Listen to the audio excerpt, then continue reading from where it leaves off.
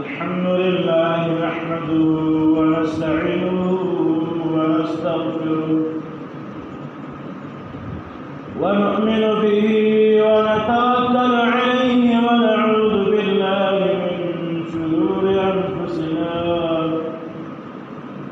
ومن سيئات أعمالنا من يهده الله فلا مضل له ومن يضلل فلا هادي له ونشهد أن لا إله إلا الله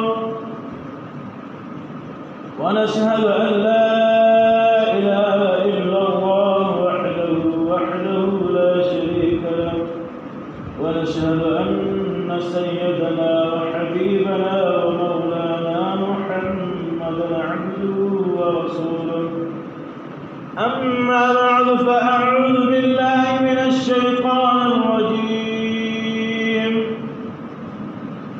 بسم الله الرحمن الرحيم ألهاكم التكاثر حتى زرتم المقابر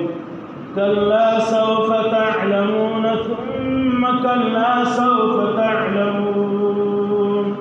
كلا لو تعلمون علم اليقين لترون الجحيم ثم لترونها عين اليقين ثم لتسألن يومئذ عن النعيم بسم الله الرحمن الرحيم ما كان محمد أبا أحد من رجالكم ولكن رسول الله وخاتم النبيين صدق الله خالقنا العلي العظيم وصدق رسول النبي الكريم ونحن على ذلك لمن الشاهدين والشاكرين والحمد لله رب العالمين قال رسول الله صلى الله عليه وسلم الكبرياء الرداء أو كما قال عليه الصلاة والسلام كما صليت على إبراهيم وعلى آل إبراهيم إنك حميد مجيد اللهم بارك على محمد وعلى آل محمد كما باركت على إبراهيم وعلى آل إبراهيم إنك حميد مجيد حمد سنادي وفاقر الرجال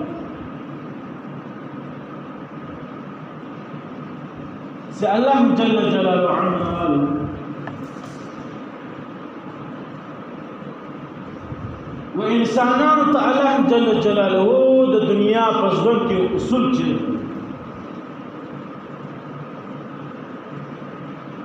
دا اصول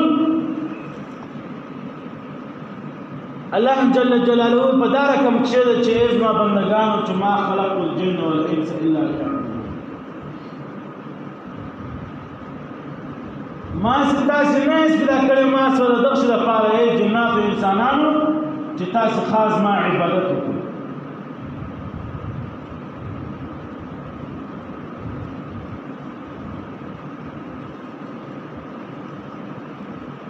انسانان چې سجم د الله جل جلاله عبادت کوي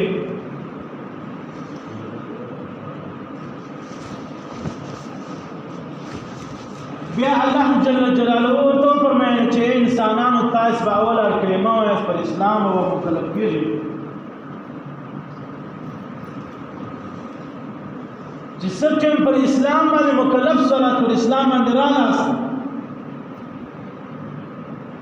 بیا به هغه بعد 15 وخت په ورځ کې په یو روز کې په 24 غنټې کې ما ته سر لګوي ما ته په عبادت کې مونږ بیا چې مستر ولګول هغه عبادت مو کړی بیا الله جل جلاله فرمایي چې دغه عبادت بعد زه دا کوم روزه مبارکه پر تاسو باندې راولم یو میاشت پر تاسو باندې راولم د روزي مقصد د معنا دا ده چې پر انسان باندې حلال شي حرام کول وبه حلال دي په روزه کې انسان نشي شرک خوراک چې شک حلال دی انسان په روزه کې نشي خوړلی حلال شي پر انسان باندې حرام کول ودې روزه دغه دریم شی دا زما فرض دی په اسلام کې او ما ته د عبادت په واسطه څلورم شی الله جل جلاله وایي چې کوم انسان روزه مبارکه پوره کړي دغه باندې به انسان زما په لارې کې چې کوم مال وکړي د هغه مال زه به مردار روپۍ باندې زکات نو الله جل جلاله دغه څلور شان په موږ تاسو باندې الحمدلله پوره کړل وس دغه څلور شان انعام دی او موږ تاسو انعام دی او موږ تاسو د خوشاله ورځ الله جل جلاله ته فرمایي نبی علیه الصلاۃ والسلام په فرمایي یو قوم روزانه ډولونه ولکسې وکول نندارې وکولې یو میدان ته برجمه کېدل ورځ معلومه ده بیا نبی علیه الصلاۃ والسلام هغه پوښتنه وکړه چې دا قوم څه کوي نور خلکو ته ویل چې یا رسول الله دا هغه قوم دی چې دا په کال کې یو ار دوه خپل عید مناوي اختر مناوي خوشحالي ورځ مناوي نبی کریم صلی الله علیه وسلم ته الله جل جلاله دغه انعام ورته ورکړي چې تاسو څلور ته راکړئ بیا به هغه په فورا بیا ته وتلی دی تاسو ورځ راولم په ورځ به ته خوشحالي شکرانې لمونځ کوئ هغه شکرانې لمونځ دغه اوس روان هغه خوشحالي ورځ دغه دی چې الله جل جلاله نبی کریم صلی الله علیه وسلم پنځم شی حج الله جل جلاله پر انسان باندې فرض کړی په اسلام کې پنځم شی حج الله جل جلاله پر انسان باندې فرض کړی د حج لپاره جلا الله جل جلاله خوشالي جلاله طلب کړی دغه به جلا اختر هغه د جلا الله جل جلاله کیسه خوشالي فکر واستل ومحترم دوستان الله جل جلاله چې انسانانو ته وایي او مال دغه پنځه عبادت کوي بیا یې ورته وفرمایل چې الهاکم التکاثر حتى زرتم المقابر كلا سوف تعلمون ثم كلا سوف تعلمون تاسو په کوم غرور کې ماته ګرځئ تاسو چې خطا کړی یاست تاسو په کوم انعکاس کې تکاثر کې پراته یاست حتی کې تر دا وخت پورې حتی کې تر دا پورې حتی زرتم المقابر چې تاسو لار څخه په خپل درو باندې فخر کوئ زما 50,000 کسان د قوم مړي ابل ته زما 10,000 کسان مړي ابل زما 10,000 کسان مړي ابل پلانای مړي الله جل جلاله فرمایي حتی زرتم المقابر كلا سوف تعلمون وعن قريب دي اسكلا بدا انسانان ډیر زر د څه خبره پچیش په دغه باندې چې انسان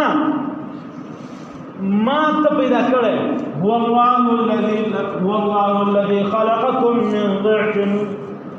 قوة ثم من بعد قوة ضعفا وشيبا انسان ته چې ما پیدا کړی ډیر کمزوري ولې شنه ولې یو شی په واس په کان کې نه ولې بیا قوتا بیا ما ته طاقت درکړې ما په تل په زور کې راوستلې په بدن کې مې طاقت در پیدا کړې بیا هغه بعد قوت ضعف او شیبه بیا هغه بعد ما تسبي بنت کمزور هم کړې سپینجر هم ضعف کمزور هم کړې شیبه او سپینجر هم بل ځای ورته فرمایي اے انسان ته د چیز په ګورو کې پروت یې یا ایها الانسان ما غرك بربك الكريم انسان ته د خپل رب د غالب لوی عزیز غالب رب سره پر کوم خاطر خطا پر کوم خاطر روان ته دې پوری چې انسان ته ما پیدا کړې خلق من ماء دافق ندارکم بوزه سره کوونکی يخرج من بين الصلب چې هغه زه راباسم د مور له سینې او ستا له ملا. بیا درته وفرمایي چې الم نجعل الارض مهادا، ایمانونو پیدا کړې مځکه، والجبال اوتادا، بیا مې د مځکې لپاره والجبال اوتادا، دا غرونه پیدا کړي مثال کړه میخونه. او بل غټ کرامت، غټ علامت، غټ کار مې دا دی وخلقناکم ازواجا، ما پیدا کړی تا جوړې جوړې. بیا په کوم شي غرور کې ته ماته ګرځې، ته بیا په خپل قوم باندې فخر کوې، ته بیا په خپل مړو باندې فخر کوې. الله جل جلاله په کلام پاک زموږ تاسو په قرآن پاک کې فرمایي چې انسانانو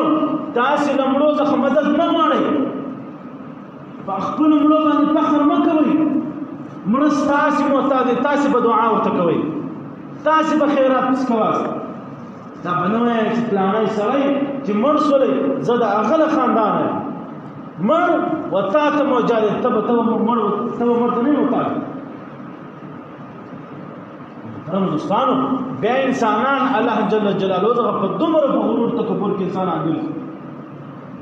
چې د الله جل جلاله وحدانیت د الله جل جلاله ویره دا انسانان خپل سوچو ایستلی.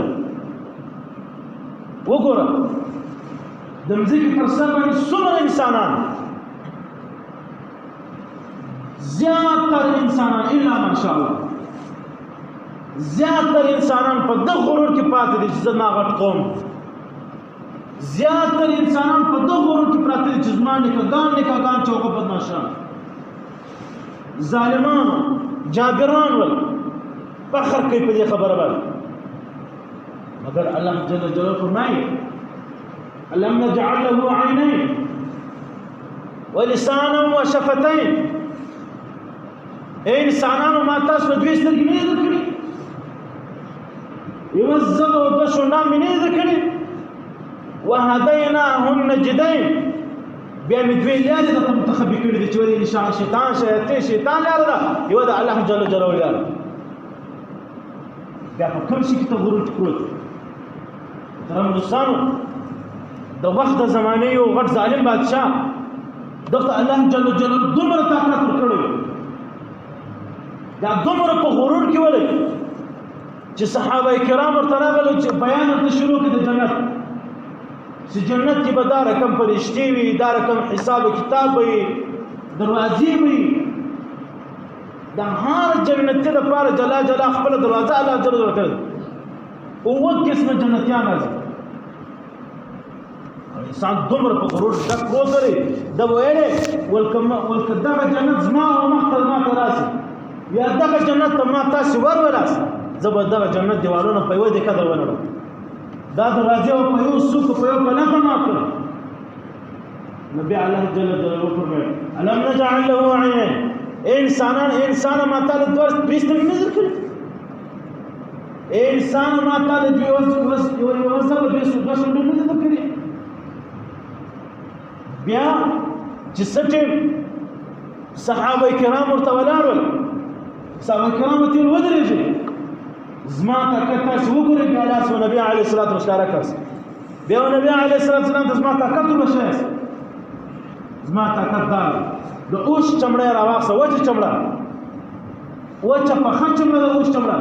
بیا یې راواخیسته، پر دغ به دوی ودرېږئ په طاقت سره. بیا بیا خپل سپایانو ته خپلو کسانو ته ویل کشه کاست، هغو به کش کړي، د اوښ چمړه به پرېږدو مګر دوی به وښوروئ نه، دومره په غرور کې ولې. مگر الله جل جلاله د غرور د تکبر انسان غټ پیدا کړی، دغه انسان له زړه د سکون باسي، دغه انسان بې ارامه کوي. دا د خپل الله او د خپل رسول د لارې چې لږ ځان لرې کړي، لږ د مال په عیش عشرت کې لاړ شي، لږ د خپل قوم د خپل خانداني په عیش عشرت کې لاړ شي، بیا دغه انسان و هلاکت ته ځي. چې کوم انسان و هلاکت ته ځان واچي، کوم انسان د الله تعالی د رسول لارې ځان چک، هغه انسان غرق دی، هغه انسان کامیابي نشي پیدا کولی، هغه انسان په هغه جهان کې وضاحت یو څه نشي مخ ته درولی. محترم دوستانو، نبی علیه الصلاة والسلام فرمایي وایي دا غرور، دا تکبر، دا لویوالی، دا د الله جل جلاله پټو دی دا الله جل جلاله صادر دی الله جل جلاله فرمایي چې کوم انسان زما په صادر ته لاس واچوي زما صادر کشوي هغه انسان ته بیا زه موقع ورکوم مهلت ورکوم طاقت ورکوم لکه فرعون ته لکه نمرود ته لکه نور دا رقم بادشاهانو ته موسی علیه السلام دا په ځنګل کې روان دی جنجیا بادشاہ دا یو بادشاہ یو کوپری پیدا کړه دا کوپری چې راپورته کوه الله جل جلاله سوال وکړي کوپری ختمه ولا صرف اډونه ول نو الله ته سوال وکړي چې یا الهي دا کوپری و ما ته رزمندۍ کا دا انسان و ما ته رزمندۍ کا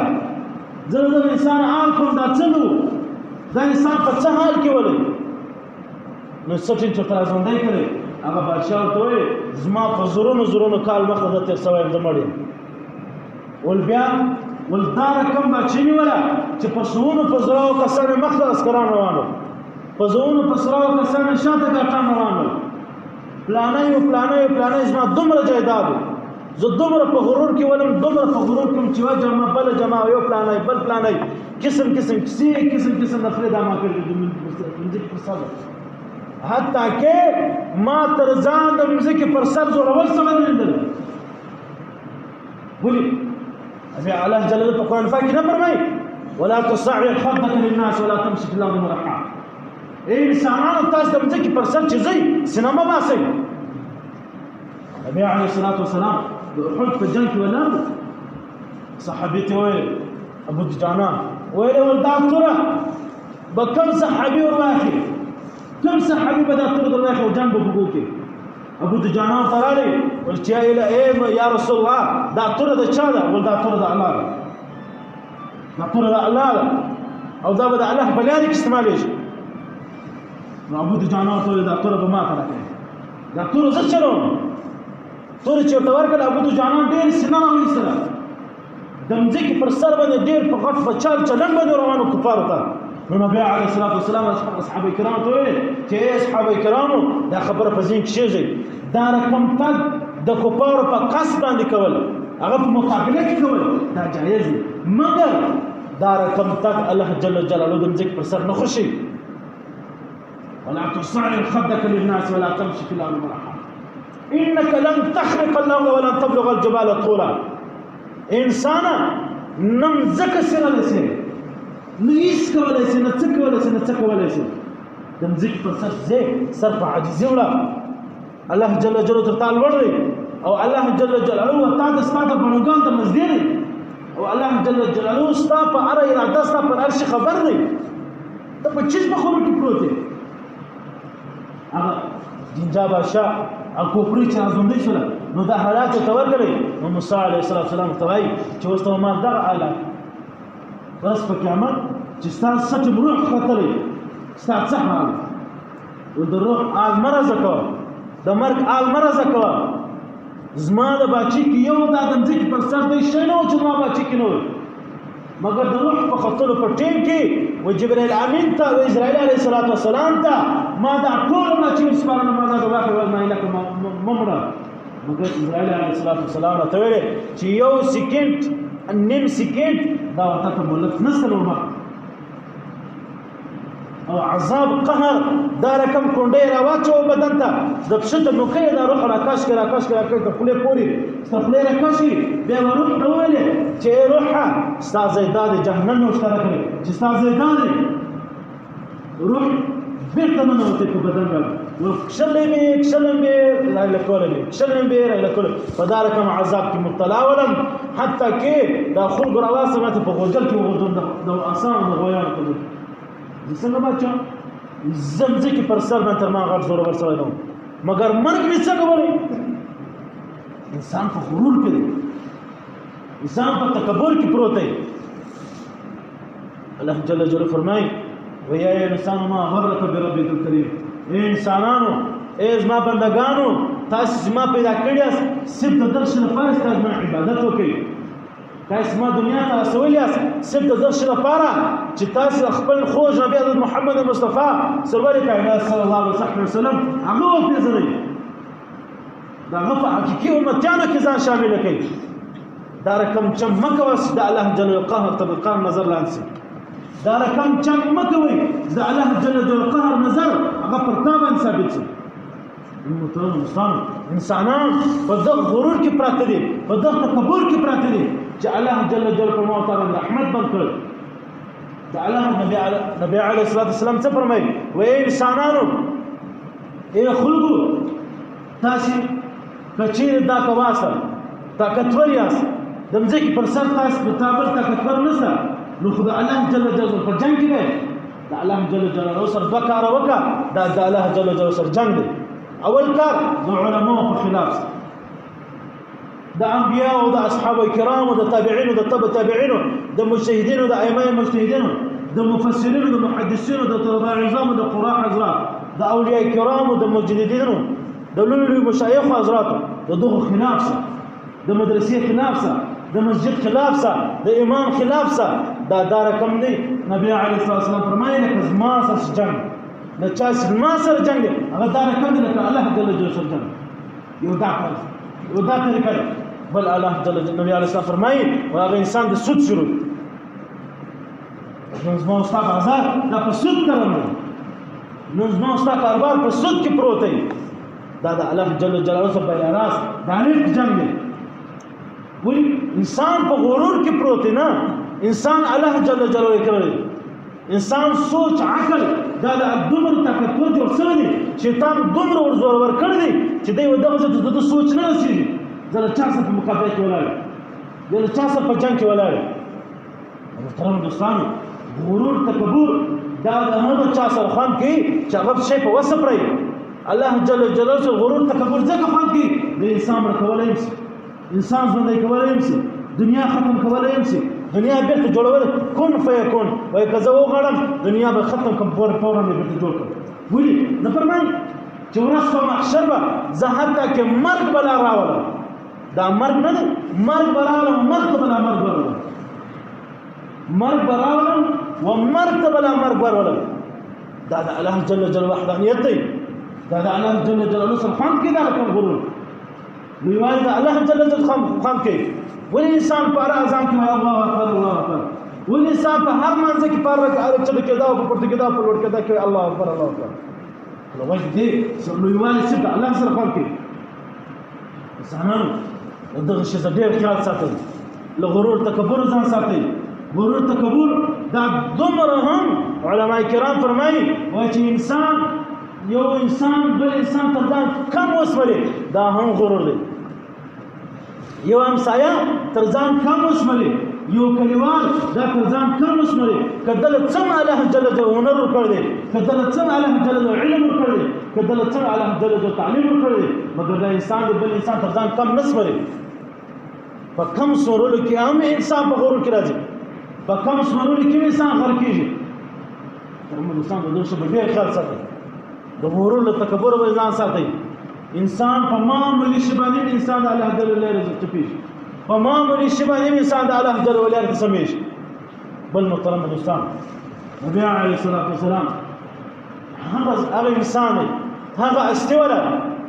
چې الله جل جلاله سکن دی راواپس کېدلی د مځکې و سر ته راځي د معراجه. نو بیا الله جل جلاله ته وفرمایل دو الله ته وفرمایل چې زما خدایه ای زما ربه زه خو روان یم د مځکې ته، د مځکې و سر ته، هلته زما ستا بندګان دي، زما امتیان دي. هغه ما ته په دغه شي په انتظار وي چې زما نه خور نبي روان تللی دی الله جل جلاله ملاقات ته، د هغې خوا به موږ شي تحفه راوړي،